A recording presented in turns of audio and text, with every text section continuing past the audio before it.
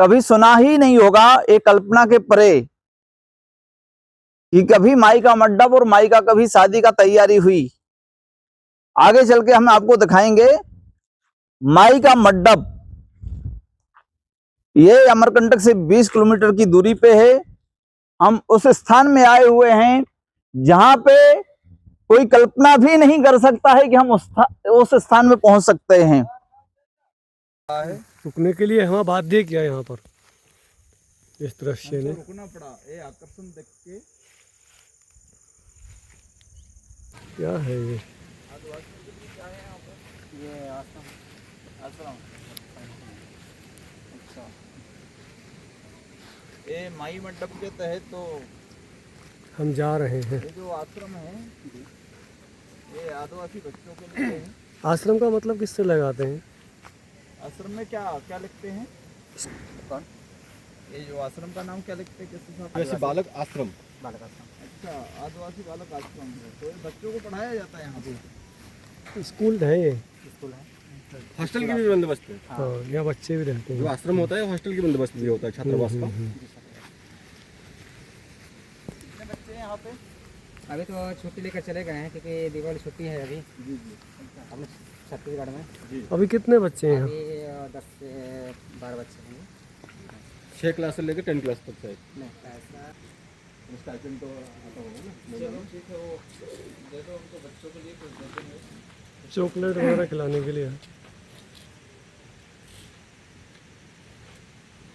हम चॉकलेट नहीं लाए बच्चे के लिए, यहाँ दुकान भी नहीं है, तो आप कहीं से भी ला के आप बच्चे को बांध दीजिए अपने तरफ से। और देवी, क्या नाम तुम्हारा? नाम बताओ। दो बच्चे इधर आओ, बाहर आओ। ये बच्चे यहाँ रहते हैं। कहाँ के रहने वाले हो तुम? हैं? अच्छा, तो ही 5-10 बच्चे यहाँ। जी छुट्टी पे दिवाली कल तक जाने वाले हैं। अच्छा अच्छा अच्छा, ये आप भी यहाँ पढ़ रहे हो? ठीक है भाई, मेहनत से पढ़ो अच्छे से, ताकि आगे के बच्चे आपके बढ़िया से रहें।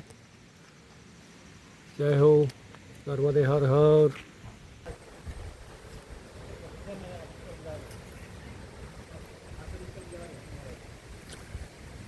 ये कहाँ है शांति बाबा? ये जो माई का मंडप छत्तीसगढ़ में अमरकंटक, जो अमरकंटक का ही एक तीर्थ है। और ये अमरकंटक से जो 2 रास्ते हैं, एक रास्ता पड़ता है लगभग 15-20 किलोमीटर से के आसपास में, और जो दूसरा रास्ता है वो माई की बगिया से पैदल आ जाते हैं, वो 4-5 किलोमीटर की दूरी पड़ती है। और इसी तीर्थाटन की दृष्टि से दर्शन लाभ लेने के उद्देश्य से हम यहाँ आज भगवान की कृपा से आए हैं, पधारे हैं नर्मदा मैया की कृपा से। और अपने चैनल के माध्यम से आप सबको भी हम दर्शन का लाभ दे रहे हैं। ये माता दुर्गा जी, नर्मदा जी का मूर्ति है। माँ नर्मदा जी का मंदिर है और यहाँ पाठ और जो देखिए घनघोर जंगल में ये उपासना का क्रम चल रहा है। गण एकांत का लाभ लेते हैं। एकांत का लाभ लेते हुए अपनी सिद्धियों को प्राप्त करते हुए, सिद्धि प्राप्त करने की इससे अच्छा जगह महात्मा ऋषि मुनि एकांत एकांत में, यानी पहाड़ों में, नदियों किनारे, गुफाओं में इस तरह ही जाकर के तप करते थे। तो जो लोग आज भी उसको जानते हैं, उसी स्वरूप को अपने यानी आजमाने का प्रयास करते हैं, उसी रास्ते पर चलने का प्रयास करते हैं, तभी जाके सिद्धि भी होगी ना। एकांत सेवन सबसे पहली शर्त है ना उस आपको, यदि कुछ कहते भी हैं कि हमको कभी साधना के पथ पर या साधना की शुरुआत करना है तो सबसे पहले हमको मौन होना पड़ेगा। मौन यहाँ कुटी बनाकर रहते हैं। और यहीं घनघोर बीहड़ जंगल भी कह सकते हैं इसको, बीहड़ जंगल है ये। यहाँ इतना आना आसान नहीं होता है, लेकिन फिर भी आजकल तो बहुत सुविधा है, सरकार ने सुविधा किए हैं कि गाड़ी वगैरह यहाँ आसपास तक आ सकती है। और फिर आप उसका जो है, अभी हम वहाँ थे जो नीचे दिखा रहे हैं हम, अभी हम लोग वहाँ थे और वहाँ से चढ़ के हम यहाँ आए हैं अभी।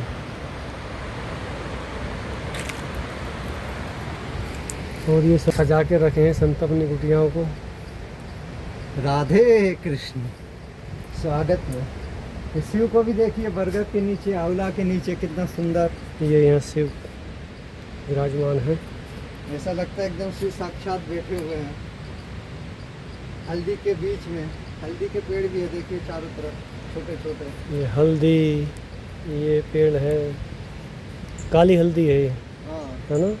काली हल्दी बहुत ही, काली हल्दी को बोलते हैं कि दुर्लभ बहुत भी है। ही दुर्लभ होती है, बहुत लाभदायक होती है, बहुत मुश्किल से मिलती है और और देखिए सहज में है। सहज में है। और अमरकंटक तीर्थ का यही है कि जो बहुत सारी चीज़ें जो हैं पूरे भारत में कहीं नहीं मिलती हैं, जैसे गुलकावली इत्यादि चीज़ें जो हैं, और भी औषधि हैं जो हिमालय में या मेघल पर्वत पे।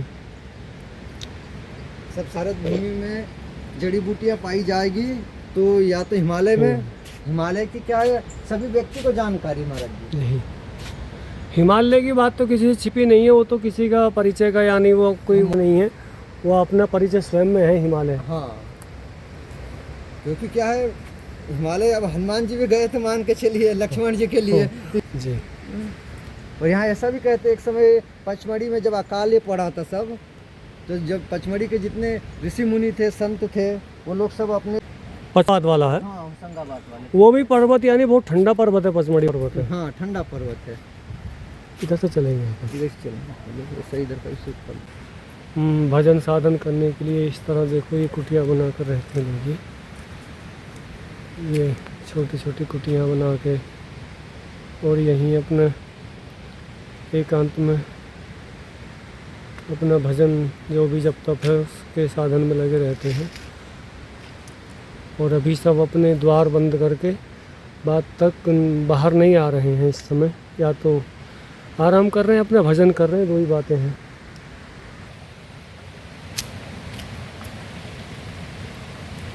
अमरावती गंगा,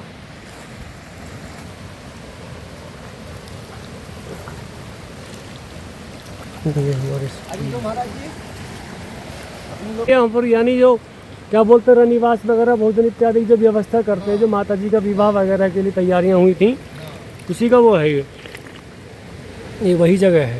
यही सब भंडारी माई की कढ़ाई, आगे सब पत्थरों पे लिखा गया है कि ये पत्थर पे ये है, वो पत्थर पे ये है, चावल है, आटा है, जो मतलब उस सब माई की जब क्रोध होने के बाद तो सभी चीज़ें पत्थर के रूप में मतलब परिवर्तित हो गई। जी। और ये तो काफ़ी प्राचीन काल की बात है ना। युग बदल गए हैं महाराज जी। हाँ, ठीक कह रहे हैं।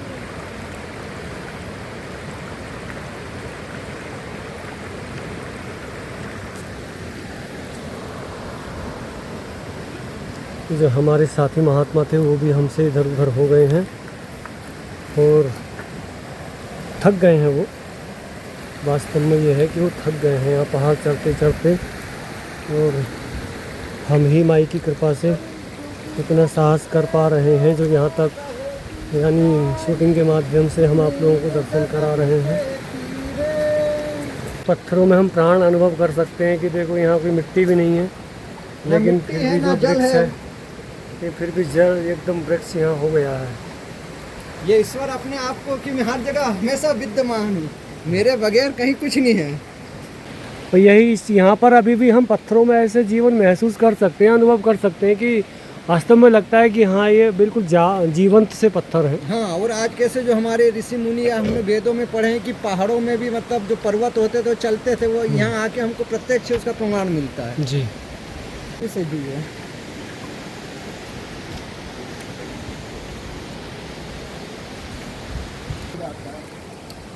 महाराज जी का कहना है कि यहाँ आने के पश्चात मन अलग ही, यानी एक दुनिया में चला जाता है, अलग ही प्लेनेट पे चला जाता है। और यहाँ बड़ी मुश्किल से हम यहाँ तक आए हैं और अभी भी हमको इधर उधर बहुत भटकना पड़ रहा है जाने के लिए। हमारे साथी महात्मा पहुँच गए हैं आश्रम पे, उन्होंने हमारे साथ आना उचित नहीं समझा, रिस्क नहीं लिया। बारे में पता नहीं उल्टा सीधा कुछ भी सोच रहे होंगे, पता नहीं क्या क्या कि हमारे इधर आधा घंटा हो गया। हम शूटिंग करने के इरादे से कि चलो इधर से निकल के चलेंगे तो हम अपने दर्शकों को और भी अच्छे दिव्य दृश्य, विहंगम दृश्य दिखा सकते हैं। ये हमारा उद्देश्य था। श्रोताओं से, भक्तों से प्रार्थना करते हैं कि आप भी कमेंट में बताएं कि आप कहाँ से इसको देख रहे हैं, दर्शन कर रहे हैं। और यदि हमारे वीडियोज़ पसंद आए तो आप हमारे सब्सक्राइब करिए चैनल। और अमरकंटक के बारे में आपको कोई जानकारी चाहिए, आपको ज़्यादा जानकारी है तो आप अपनी जानकारी भी शेयर कर सकते हैं, या हमसे पूछना चाहें तो हमसे भी पूछ सकते हैं। हम भी जहाँ तक यथासंभव प्रयास होगा। कोई संशय है, कोई संदेह है तो उसका विहंगम दृश्य है, बहुत ही आगे धुआं का, इसलिए उसको धुआंधार बोलते हैं। धुआं का उठने के कारण भी इसका बरसात का मौसम गया है तो इसलिए बहुत ज़्यादा भी जल काफ़ी है। इसके नीचे जाना बताया कि नहीं जा सकते हैं, नहीं जाना करते हैं। आपको दिखा रहे हैं नदी को नर्मदा।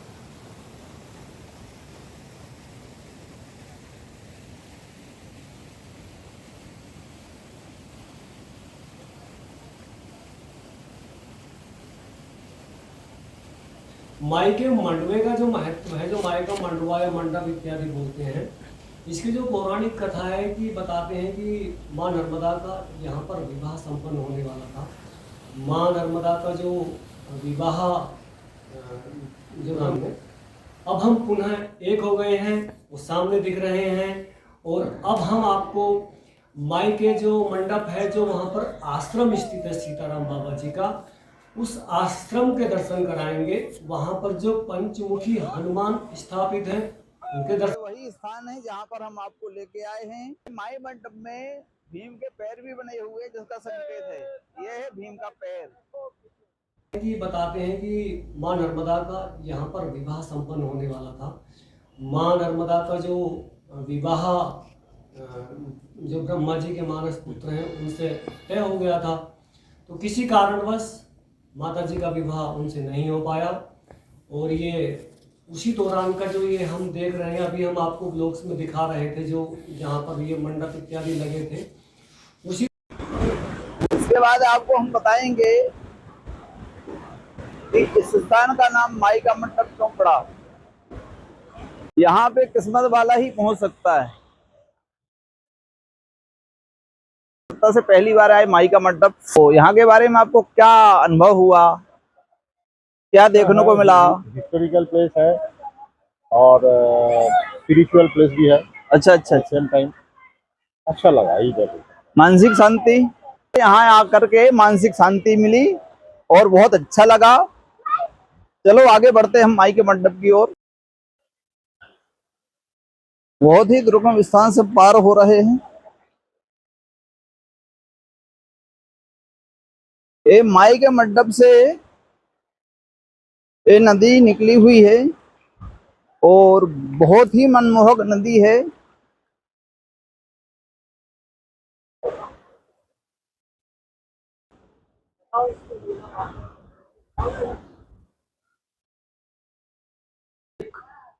आश्रम है त्यागी जी महाराज का, और यहाँ पे अखंड धूनी भी जलती है। उस धूनी के आपको हम दर्शन करवाते हैं।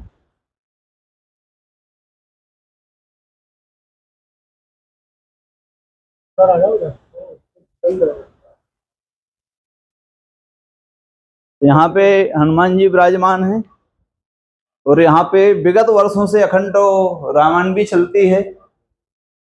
जय हो हनुमान जी महाराज।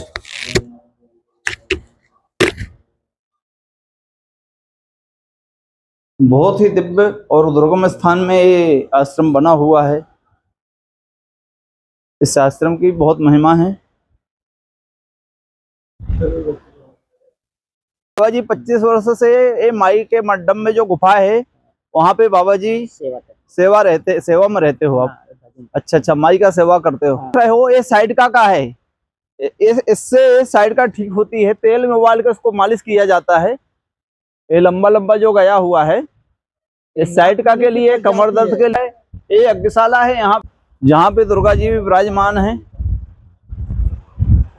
जय इस समय आप दर्शन कर रहे हैं माता जगत जननी आदि शक्ति भवानी राजराजेश्वरी दुर्गा के, और इन्हीं के जस्ट बाजू में भगवान श्री राम लक्ष्मण और माता जानकी विराजमान है पवन सुत हनुमान के सहित। ऐसी मान्यता भी है या ऐसी लोक कथा भी है कि जिस समय भगवान श्री राम जी को वनवास हुआ था 14 वर्षों के लिए, उस समय भगवान श्री राम यहाँ पर कुछ समय के लिए निवास किए थे। यह तपोभूमि नर्मदा सभी सनातन धर्म के रहस्यों को अपने अंदर समेटे हुए है, जो अलौकिक हैं। जिला यहाँ आई और जब सोनभद्र को देखी तो वह स्वयं मोहित हो गई और बैठ गई। कुछ क्षण के बाद नर्मदा मैया आई। जब उन दोनों को देखी तो माता क्रोध में आ गई। जब उनके क्रोध के डर से सोनभद्र भी चले गए, जिला भी चली गई, नर्मदा माई भी चली गई। विवाह भी किसी का नहीं। अच्छा, विवाह फिर नहीं हो जा रहे हैं इस समय माई की गुफा। बाबा जी यहीं रहते हैं, हम इनसे चर्चा करेंगे।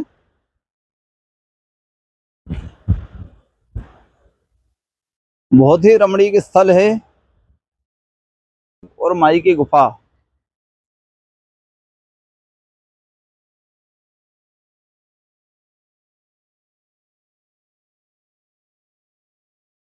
ये बाबा जी बोल रहे हैं कि यहाँ जो संकेत दिखाते हैं ये हल्दी है। ये जो पीला पीला दिख रहा है ये हल्दी का निशान है। ये पूरा हल्दी, ये मिटाने से भी नहीं मिटता। बाबा जी आइए, पहले आप इसी आसन में बैठ के बात करते हैं।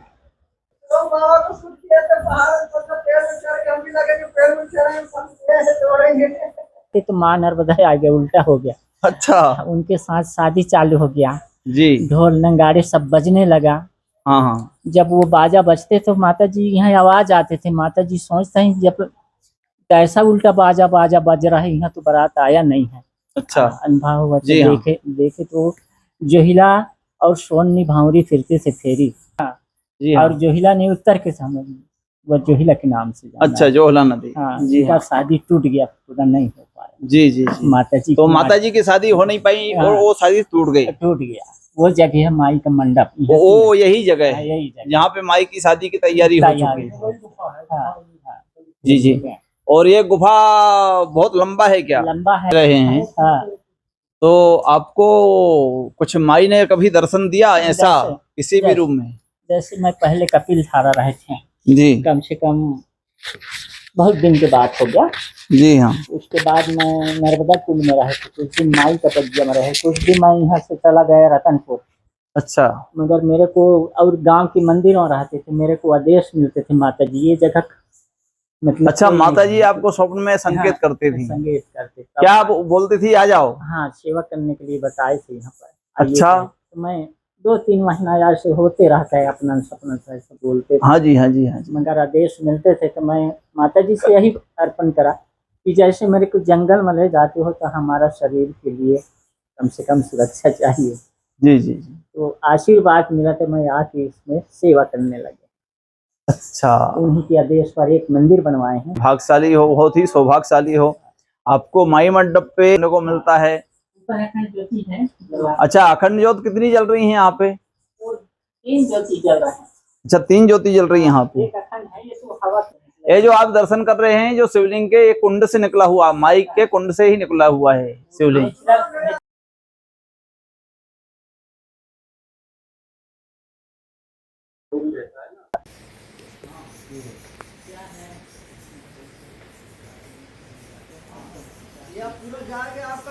तो पूरे भारतवर्ष से लोग यहाँ पे आते हैं दर्शन करने के लिए जी। अच्छा। जैसे पुराने लोग बताते हैं, दादा लोग है ना। हाँ। और उनका मंडप पहाड़ों में दिए गए थे 2-3 किलोमीटर अंदर। समझ गए। हाँ, यहाँ से हल्दी लगा के मंडप में जाते थे माता जी, वहाँ जनवासा दिए गए हैं। गुणगान करते हैं भजन के द्वारा। अरे हैं तेरे आधार हो नर्मदा मैया, हैं तेरे आधार हो नर्मदा मैया, हैं तेरे आधार हो नर्मदा मैया, हैं तेरे आधार हो नर्मदा मैया। माई के द्वार में ज्योत जली है, माई के द्वार में ज्योत जली है, ज्योत जले दिन रात हो नर्मदा मैया, हैं तेरे आधार हो नर्मदा मैया। फूल चढ़े दिन रात हो नर्मदा मैया, पूजा करें दिन रात हो नर्मदा मैया, हैं तेरे आधार हो नर्मदा मैया। बोलिए नर्मदा मैया की जय। नर्मदा रेवा मोरी माता, नमो नर्मदा रेवा मोरी माता, नमो नर्मदा रेवा रे माई रेवा रे, नमो नर्मदा रेवा रे माई रेवा रे। रे कौन चढ़ावे माँ फूले हरे गजड़ा, माँ फूले हरे गजड़ा, कौन चढ़ावे दूधारे माई रे वारे, नमो नर्मदा रे वारे माई रे वारे। तुम्हें जाने जगत संसारे नर्मदा, तुम मैया धीरे से बहो, तुम्हें माने जगत संसारे नर्मदा, तुम मैया धीरे से बहो। अमरकंठ से निकली मैया, अमरकंठ से निकली मैया, हो रही जय जयकारे नर्मदा, तुम्हें मैया धीरे से बहो। जगत संसारे नर्मदा, तुम्हें मैया धीरे से बहो, तुम्हें माने जगत संसारे नर्मदा, तुम्हें मैया धीरे से बहो। माई मड्डब की महिमा न्यारी, माई मड्डब की महिमा न्यारी, महिमा न्यारी हाँ महिमा न्यारी, हो रही जय जयकारे नर्मदा, तुम्हें मैया धीरे से बहो, तुम्हें जाने जगत संसारे नर्मदा, तुम्हें मैया धीरे से बहो, तुम्हें। इधर बैठ जाओ, इधर बैठ जाओ। माई की गुफा के सामने, माई की गुफा के सामने बैठे हुए हैं और यहाँ जो झरना की झंझाड़ की जो आवाज है, मधुर ध्वनि, उसका हम आनंद ले रहे हैं। इससे हमको नाद और अनहद की अनुभूति हो रही है। ऐसी जगह में ही बैठ करके ऋषि मुनि ध्यान करते हैं। दार्शनिक लोग यहाँ पे देखिए, आप सुनी हुई बात को नहीं मानना, हम प्रत्यक्ष में आपको दिखा रहे हैं कि माई मड्डप कहाँ पर है। महाराज ये सब पत्थर चारों तरफ क्यों बिखरे पड़े हैं, इनका क्या प्रमाण? ये पत्थर नहीं है। जब माई की जो बारात आई थी, सोन राजा जो बारात लेके आए थे, वही सब बाराती हैं जो अपने अपने मन से, अपने अपने विचार से बतला सकते, अपनी अपनी अनुभूति है। और माई अपना विराट रूप दिखाए कि हमको शादी नहीं करना, तो शादी नहीं